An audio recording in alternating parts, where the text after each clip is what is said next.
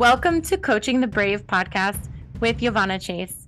I am Yvonne Chase, and I am here to provide you positivity and possibility, because hope and community is something that we all strive for and we all really need. So enjoy and sit back. I am so thankful that you are here another week, because what we're going to be discussing here is just so many fun people who are not only part of the military community, but who are also part of the civilian community and who have things to offer for the military. And it's not only about interviews and chatting together, but it's also about experiences of coaching and meditations and just fun little quirky things that come to mind that I just want to share with you. And I hope that they bring you a light at the end of the day to take with you to the rest of the week. And I hope you really enjoy. Without further ado, let's get into it.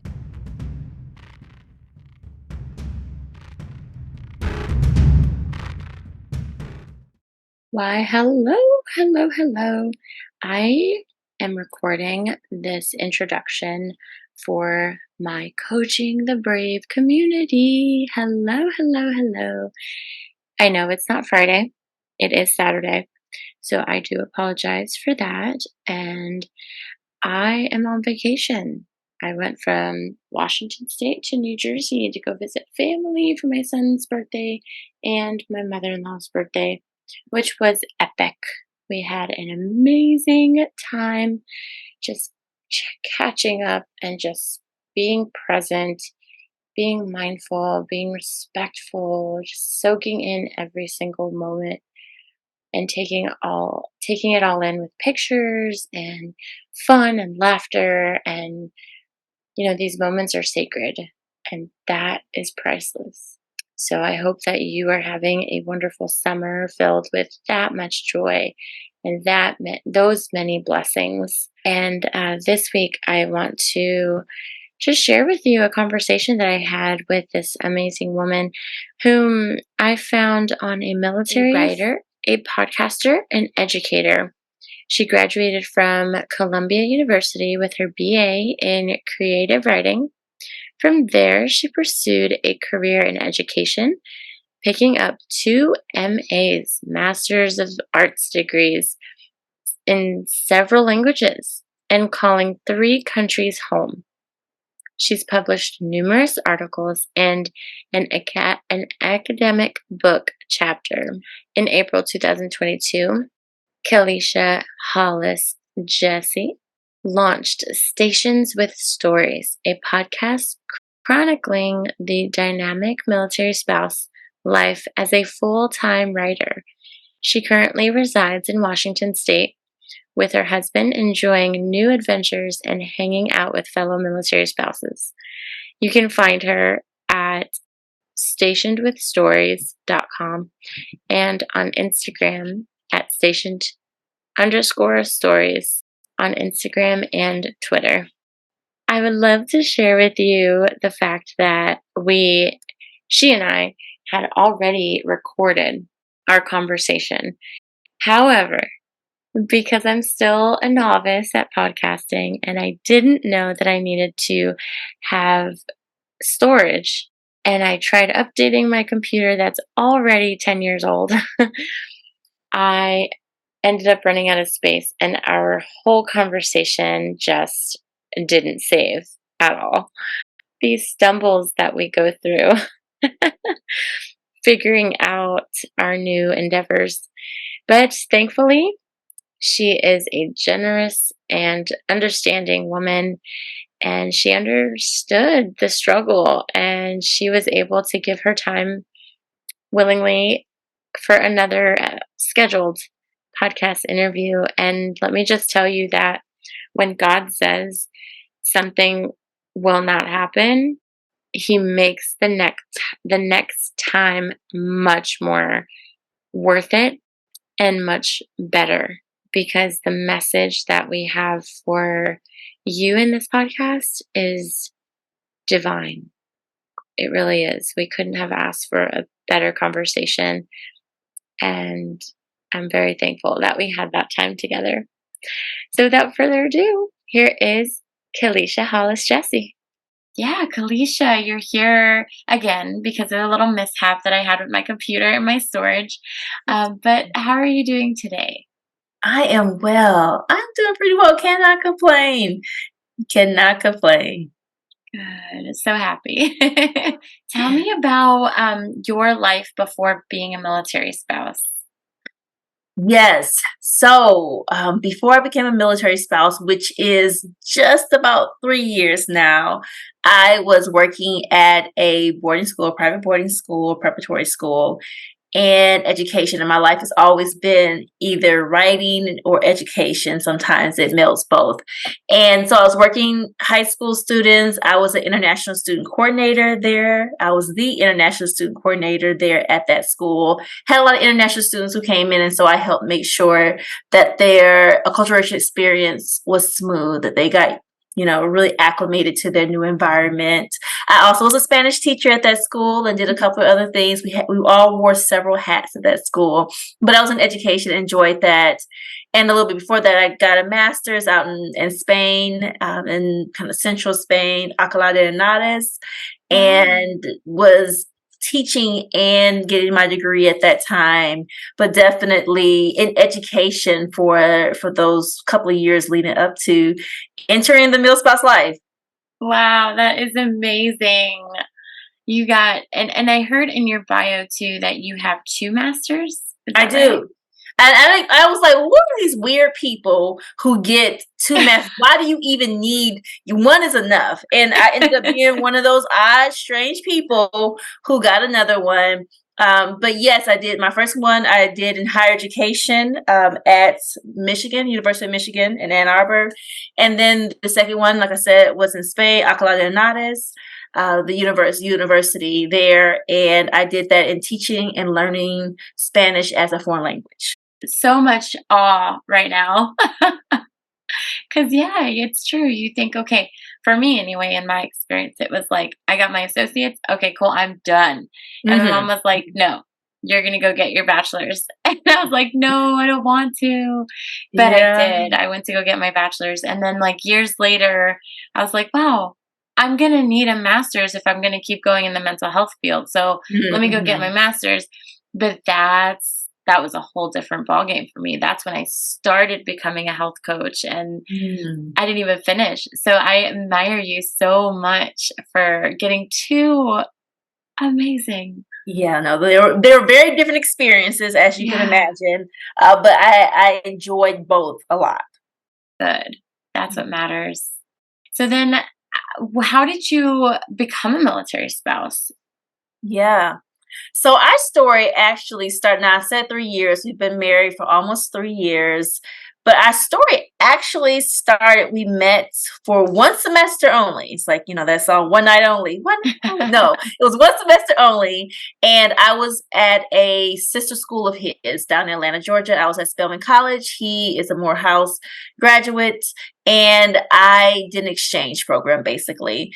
We met there on campus. Between the campuses are very close to one another. There's it's called the AUC, the Atlanta University Center. And we met there at a club, like a student organization club, and, would hang out sometimes in group settings. We were friends. He invited me to the military ball, and we had a great time there. But after that semester, I went back to my school. I went to Columbia in New York, went back to Columbia and finished my degree. He finished his degree. We went our separate ways and lives. And we would connect on social media like everybody. You meet somebody one time and now you're Facebook friends. Yeah. But we were actually cool. We're friends. And so we would, say every once in a while, hey, happy belated birthday, or hope you're doing well. And you see a new post, that kind of thing, like a post, that kind of thing. So we didn't see each other again until almost 9 years later. We reconnected on social media. And that time, that exchange, I was like, "This is something different about this guy. There's something that I'm really, drawn to, and maturity, and we're just at the right place in our lives." And we were long distance, but we reconnected in December 2019. We, saw each other again in January, and we started dating a couple weeks after that officially. We ended up getting engaged. He proposed in June of 2020, and we got married in July of 2020. And wow, that's amazing. So 9 years later, from the one semester, 9 years later, you guys reconnected on social media. On social media, yeah. Wow, that's amazing. And then he proposes and you guys get married during a pandemic. So right. And it was something. It was while we started dating. We did a fast before we started dating. We both were very much strong in our religious beliefs. We were both Christian. And so we did a fast. We had our official start date to our relationship.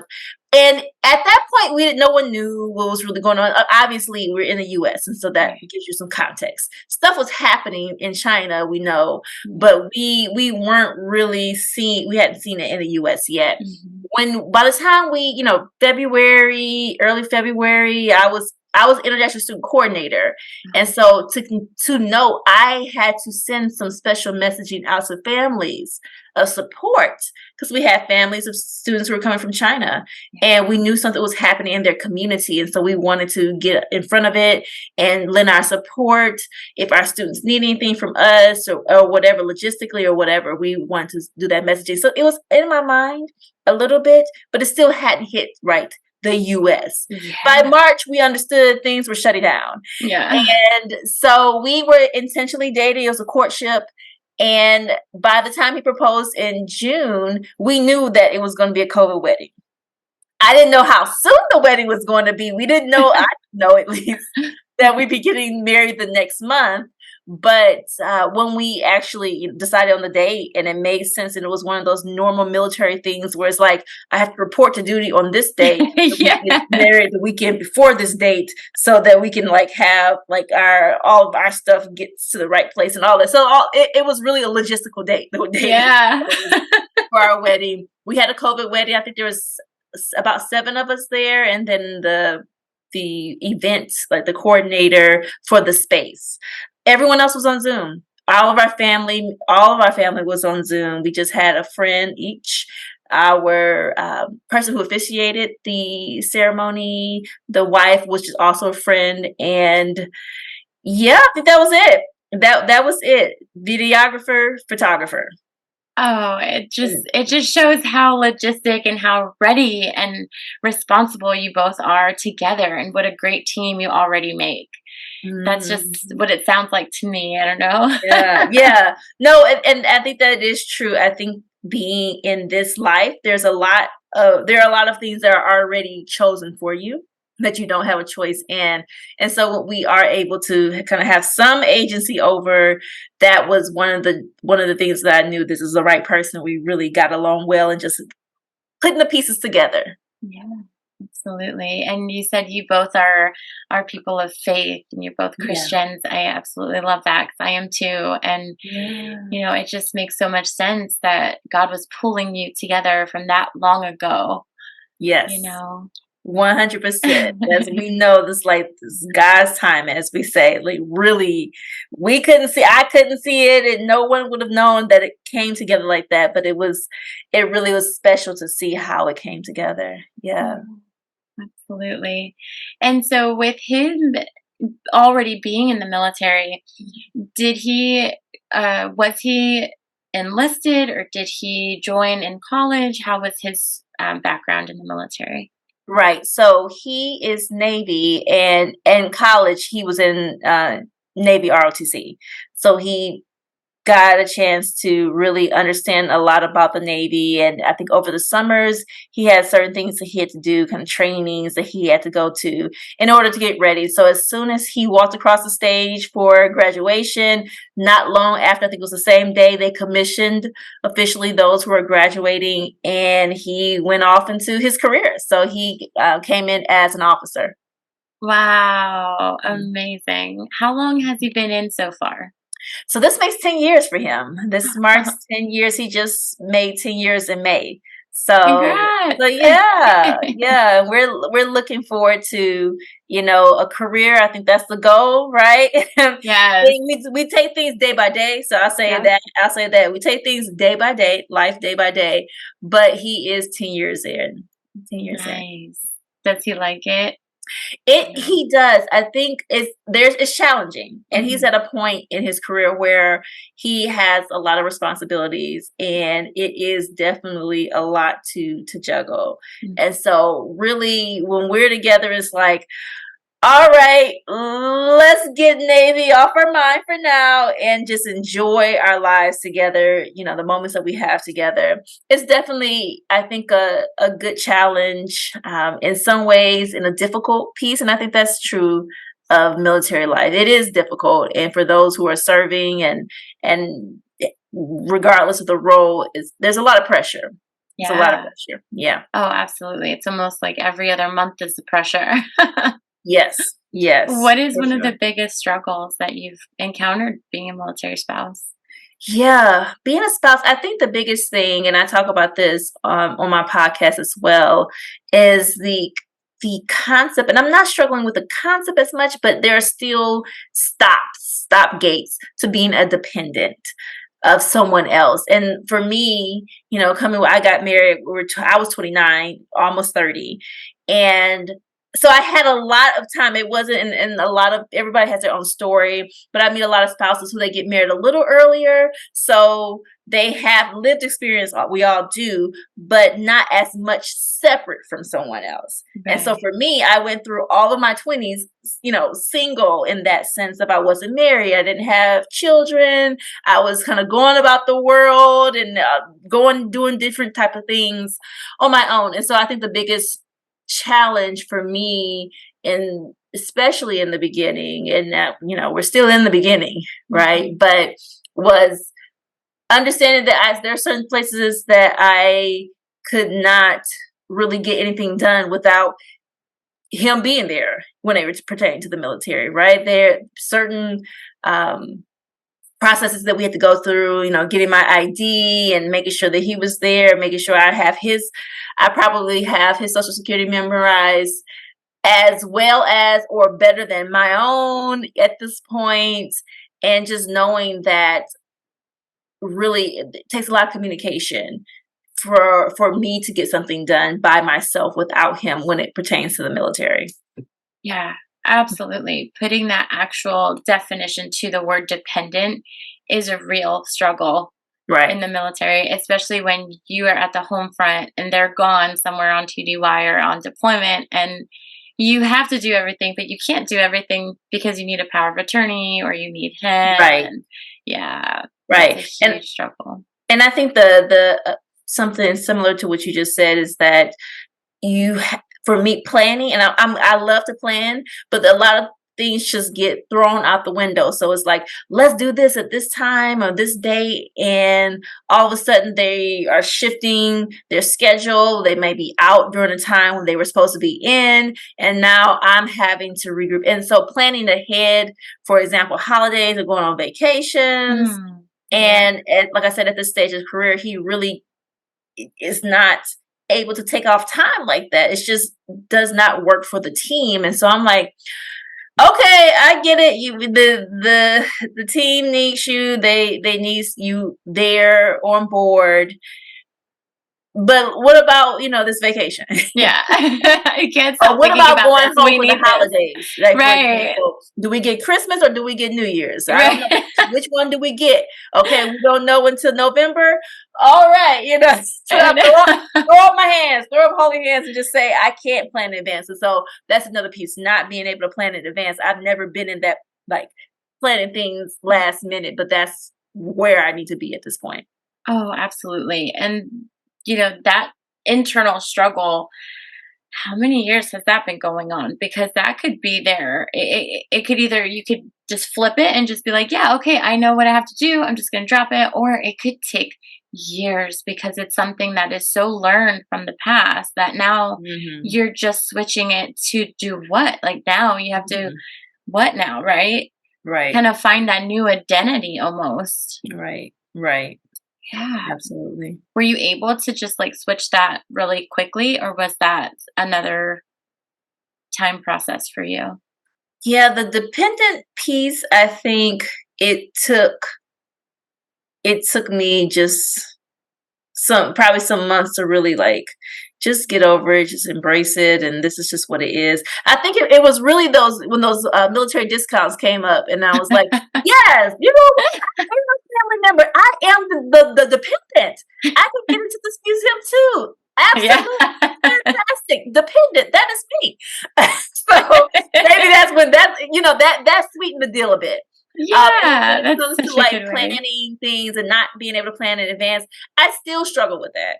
I Mhm. still struggle with, hey, I'm looking at what are we doing for the holidays already, and I'm knowing that I cannot book tickets in Mhm. advance because we just don't know. And so that piece, I try to, but I am definitely much more spontaneous, and I've always been that way. But I'm much more go with the flow. I'm type A Yeah. personality, so I like my things in order. But now I can just let the walls down much easier than it was before. Much easier than it was. Yeah. And is that too a struggle for you, or is that it's almost okay, it's freeing a little bit? Yeah, it's a good question. I think it's freeing for me, and one of the things that is nice because I did leave that school. I talked about what I did before we got married, and I entered this life. I did eventually leave that boarding school because we needed to move, and COVID kind of helped in some ways in terms of schedules. I was able to work from home, and then it's that wild teacher thing, and then every teacher during like 2020, 21, 22, we were just kind of going wild. It was a wild time to be a teacher, and for everybody, right? But I had kind of a softer transition than it would have been, I think, because of the online teaching. But this frees me up to be a full-time writer, and that is a joy. And so what comes with that, I need to be a little bit more flexible.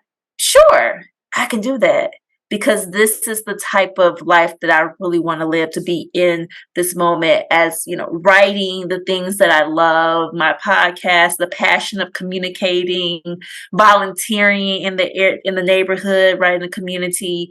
I'm in that space that I didn't have the opportunity to really fully be in before. So I think it's a more than a fair trade. I have really fallen into that. Oh my goodness, Kelicia, you are the epitome of the military spouse, the ideal military spouse, because Mm, there's so many of us that feel stuck in our situation, but you are embracing it despite mhm, your type A personality, mhm. despite the fact that you're very logistic and you want things to be, planned out and everything. This is you being honest with us and telling us, like, hey, I'm looking at the optimistic side. I get to do all of these other things Absolutely. and still fulfill my passion of writing and communicating and having my podcast. And that's Right. exactly what I want to share with the military community in my podcast, is that you don't have to be stuck in that situation. If there's a Mhm, passion for you, the mhm. military gives us that opportunity as military spouses. Right, That is the right. time that we're offered. Absolutely. No, absolutely. I am very optimistic. That's, I think, naturally my personality, and so it works out perfectly for me that I get a chance to pursue this passion during this time, and I also love adventure. And what is Yes. Bill South's life but a lot of adventures? Oh, yeah. Where are places that you guys have been, stationed? Yeah. So when we got married, we were in Newport, Rhode Island. He was in his school phase. Then we went to San Diego for a short amount of time, and we thought we were going to be there. We bought a house and everything. And then they were like, no, actually, we're going to switch you over to Japan. And so that was a very quick switch, within months. And so we were in Yokosuka, Japan. Wow. And now we are in Washington. We're in the base is Everett in Washington. So if you're keeping track, we have been in 4 different places in 3 years. Right. Oh my goodness, yes. A lot of moving, for sure. Oh, wow. That's For sure. amazing. But it's lovely. Yeah. And you've been in those areas where they do have a lot of adventure. I mean, as small as Rhode Island is, it has a lot to do. There's so much to do there. And then Absolutely. from coast to coast, and then from coast to Pacific, over the Pacific. Oh my Right. goodness. Right. And now back to the West Coast. Absolutely. And Yeah. so different too, because Washington and California are completely different. Very different, right? And then Rhode Island, and obviously you close to Japan. And so I do find it, and I love to explore. I love all the pieces that, you get a chance to learn about a place when you're really delving into it. And so that's my project. Like, what do we do here? All right, this is the Pacific Northwest. We go hiking. We're going hiking. So tell us about your podcast and your writing. Yeah, so I started Stationed with Stories actually about a year ago, a little bit over a year ago. I started it in April 22. And, this was I was already a full year into my marriage, going on 2 years. And I was thinking that winter before, you know what, I should really document some of these things that I'm learning and I'm going through. And just be real with people. Just have a good time. Just be honest with people. Give them the wit, give them the humor, but also just let them know what's going on.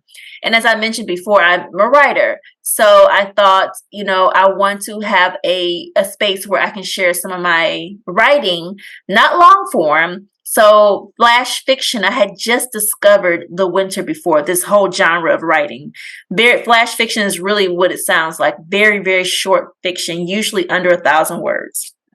It was a small little story.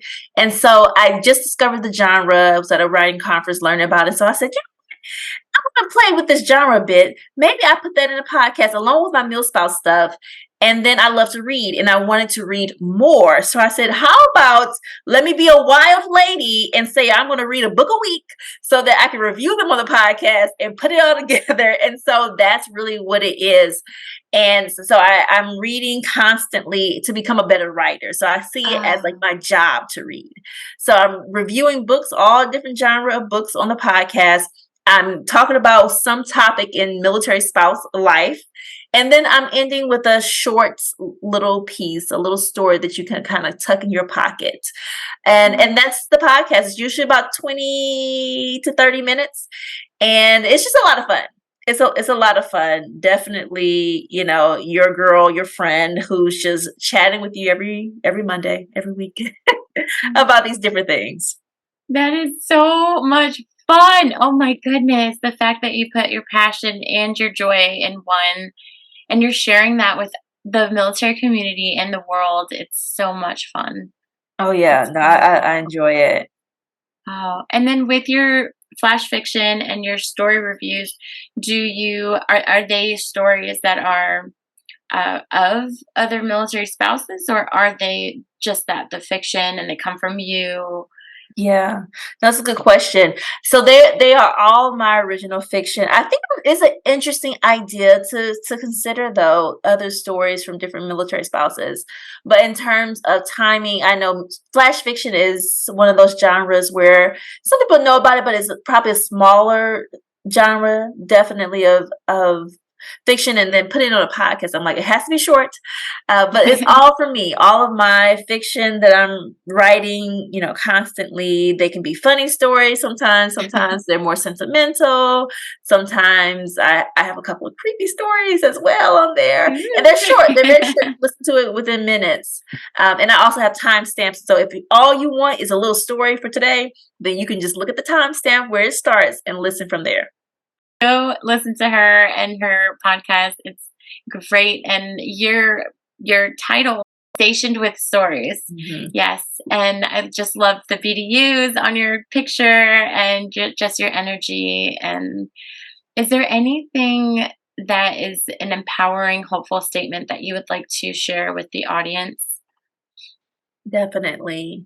So I would say in this life, there are a lot of unique circumstances in military families that really don't always translate over to, other family situations. And specifically that piece of sometimes having to pause or walk away from the life that you've built before then, whether it's a move and you're moving away from family, or it's because of, your career needs to be in a certain place and now you're shifting gears and you are supporting your spouse in that. And I think for some people, and I've talked to different spouses, it can be really challenging to embrace that.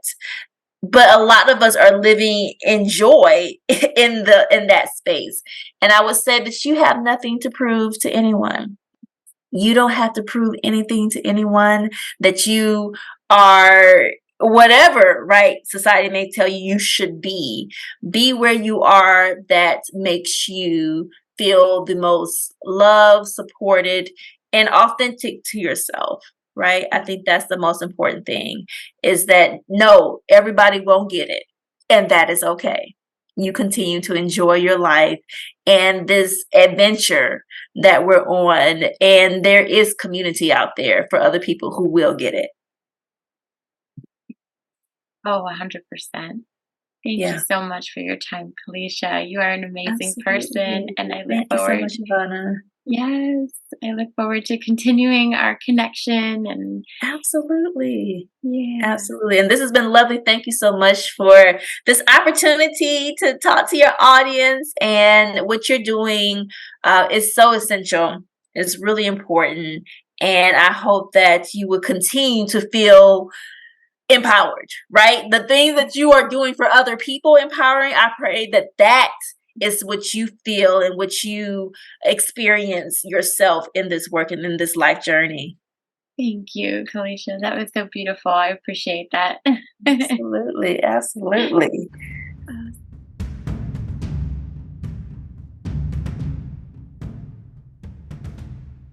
What an amazing conversation that was. Thank you so much for sharing your expertise, your knowledge, and your skills with the Coaching the Brave community. We appreciate you so much. And for you listeners out there, if you enjoyed it and it really touched your heart and you thought of someone that it could benefit, share it with them. Thank you again for listening. I encourage you to review. Check out my website as well, YovanaChase.com, and find me on Instagram and Facebook at Yovana Chase Coaches. And I am here because I want to help you succeed. I want to help you be a more positive you. And right now I'm doing a promotion where you will get a one-on-one holistic fat loss program. You can get a free 15-minute call with me. So if you head on over to my IG, under my bio, you can find that Calendly link where you can go ahead and sign up for that. I'm excited to speak with you in person, oh my gosh, through this Zoom virtual life here. So if you are interested or know someone who might be interested in losing 20 pounds in 90 days holistically, please share, sign up. And again, I cannot wait to talk with you next week. Have a wonderful week.